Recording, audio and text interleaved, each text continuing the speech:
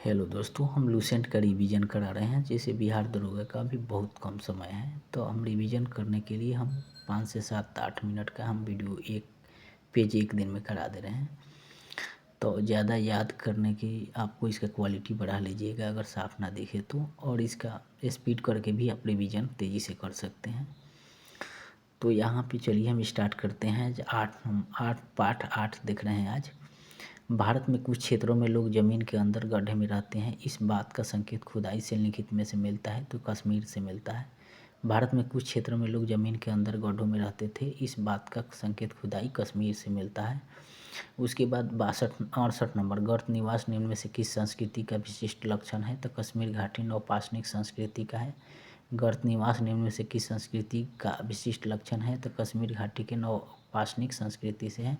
उसके बाद यहाँ पे 69 के ढक्कन के राख के टीले प्रदर्शित करते हैं। तो नवपाषाण युग के मवेशी रखने की बस्ती के अवशेष करते हैं। ढक्कन के राख के टीले प्रदर्शित करते हैं। तो नवपाषाण युग के मवेशी रखने की बस्ती के अवशेष करते हैं। उसके बाद 70 नंबर, राख के टीले किस क्षेत्र के नवपाषाणिक संस्कृति से संबंधित है? तो दक्षिण भारत से है। राख के टीले किस क्षेत्र के नवपाषाणिक संस्कृति से संबंधित है? तो दक्षिण भारत से है राख के टीले। उसके बाद यहाँ पे चाक का आविष्कार, जो कि मानव तकनीक प्रगति का एक महत्वपूर्ण आविष्कारक माना जाता है, किस काल में हुआ था? तो नवपाषाण काल की इसको मानिएगा। चाक का आविष्कार जो मानव की तकनीकी प्रगति का एक महत्वपूर्ण आविष्कार माना जाता है, किस काल में हुआ? तो नवपाषाण काल में हुआ। उसके बाद मानव संविधानों में कुत्ते दफनाए जाते थे, तब बुर्ज होम में दफनाए जाते थे। मानव संविधानों में कुत्ते दफनाए जाते थे, तब बुर्ज होम में दफनाए जाते थे। उसके बाद कुत्ते दफनाए जाते थे बुर्ज होम, याद रखिएगा। मानव संविधानों की बकरी दफनाए जाते थे तो मेहरगढ़ में दफनाए जाते थे। कुत्ता बुर्ज होम में और बकरी मेहरगढ़ में। मानव संविधानों में बकरी दफनाए जा गए थे मेहरगढ़ में। उसके बाद 74 नंबर देखिएगा, प्रागैतिहासिक भारत के संदर्भ में अधिकतर कृषीय स्थलों से नवपाषाणिक उपकरण भी उपलब्ध हुए थे। तो आपको ये सही है, परंतु आर गलत है। स्थायी कृषि गतिविधियों के लिए आवश्यकता की विभिन्न प्रकार की सूक्ष्म उपकरणों का विकास तथा उपयोग था। आपको इसको देख लीजिएगा 74 नंबर के स्क्रीनशॉट लेकर सही से। उसके बाद 75 नंबर देखिएगा, निम्नलिखित में से कौन सा प्रागैतिहासिक स्थल बिहार में स्थित है? तो बरूडीह है। लिखित में से कौन सा प्रागैतिहासिक स्थल बिहार में स्थित नहीं है? तो बरूडीह नहीं है। बाकी चिरौंड, चेचर, कुतुबुर, ताराडीह है, लेकिन बरूडीह नहीं है बिहार में। इसको भी याद रखिएगा। एक बार 74 नंबर फिर से हम देख रहे हैं कि प्रागैतिहासिक भारत के संदर्भ में अधिकतर कृषीय स्थलों से नवपाषाणिक कालीन उपकरण भी उपलब्ध हुए थे। तो कारण आर में दिया है, अस्थायी कृषि गतिविधियों के लिए आवश्यक था कि विभिन्न प्रकार के सूक्ष्म उपकरणों का विकास तथा उपयोग हो। ये सही है, परंतु आर गलत है। तो सूक्ष्म, ये आप याद रख लीजिएगा। देखिए लिखित में से कौन सा 75 का तो याद रख लीजिए कि स्थल बिहार में नहीं है, तो बरूडी नहीं है। यहाँ पे देख लीजिएगा 76 नंबर में सुमेलित करना है। तो पांडुराजार डीबी ये पश्चिम बंगाल में है। कुचाई उड़ीसा में है। दार्जिलिंग हैंडिंग असम में है। पैनोथोर लंगतीन मेघालय में है। इसको भी याद रखिएगा। पांडुराजार डीबी आपको पश्चिम बंगाल में है। कुचाई उड़ीसा में है। डोजली हैंडिंग असम में है। और पैनोथरलंगतीन मेघालय में है। इसको भी याद रखिएगा। उसके बाद यहाँ पे सुमेलित यहाँ भी करना है 77 नंबर, कुलडीहा उत्तर प्रदेश में है। उतनूर आंध्र प्रदेश में है। हुलूर कर्नाटक में है।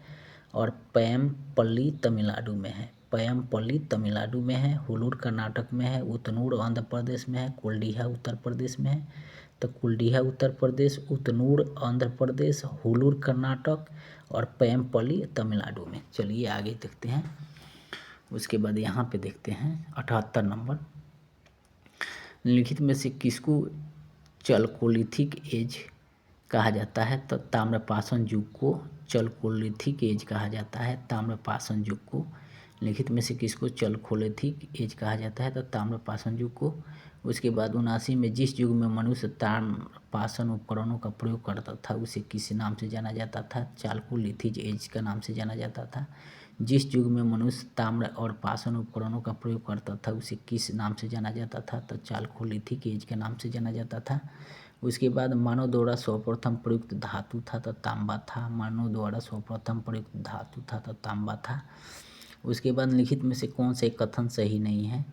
तो यहाँ आप देख लीजिएगा, दक्षिण भारत में गुंटूर कुर्नूल में पुरापाषाणकालीन कब्रें मिली है, ये गलत है, सही नहीं है। बाकी सब सही है। भारत में पुरापाषाणकालीन मानव अग्नि के प्रयोग से परिचित था। कैमूर श्रेणी में मिर्जापुर मिले जिले में पुरापाषाणकालीन चित्रशाला मिली थी। कैमूर श्रेणी में मिर्जापुर में जिले में पुरापाषाणकालीन चित्रशाला मिली थी।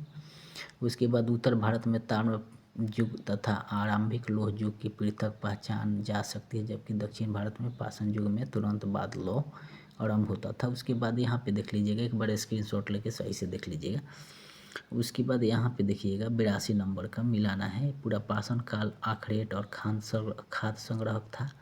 मध्यपाषाण काल आखरेट और पशुपालक था। इसको याद रख लीजिएगा, एक दो बार देखने से याद हो जाएगा। नवपाषाण काल खाद्य उत्पादक था और ताम्रपाषाण काल कृषक था। तो ताम्रपाषाण से कृषक केवल याद रखिएगा।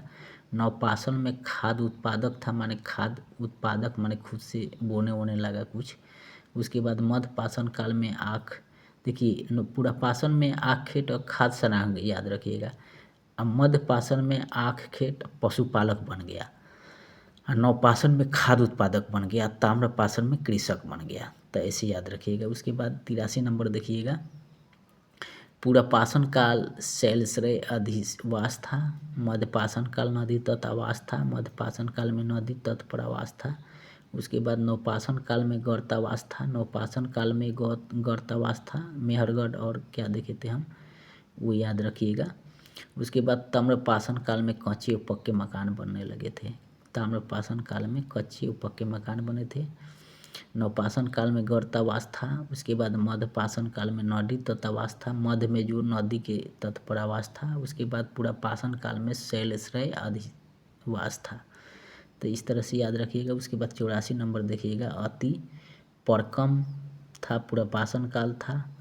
अति परकम पुरापाषाण काल था। चोपनी मांडू मध्यपाषाण काल था। कुली प्राक हड़प्पा था। कुली प्राक हड़प्पा था। उसके बाद इनाम गांव ताम्रपाषाण था, ताम्रपाषाण था।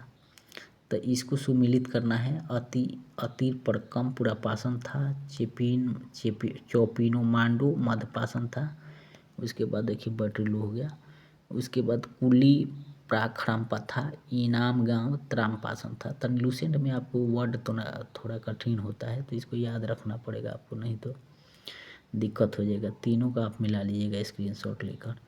तो अति प्रकम था पुरापाषाण काल था। चौपिन मांडू मध्यपाषाण काल था। कुली आपका प्राक हड़प्पा था। इनाम गांव ताम्रपाषाण था। तो ऐसे करके याद रखिएगा। ये ख़त्म हो गया।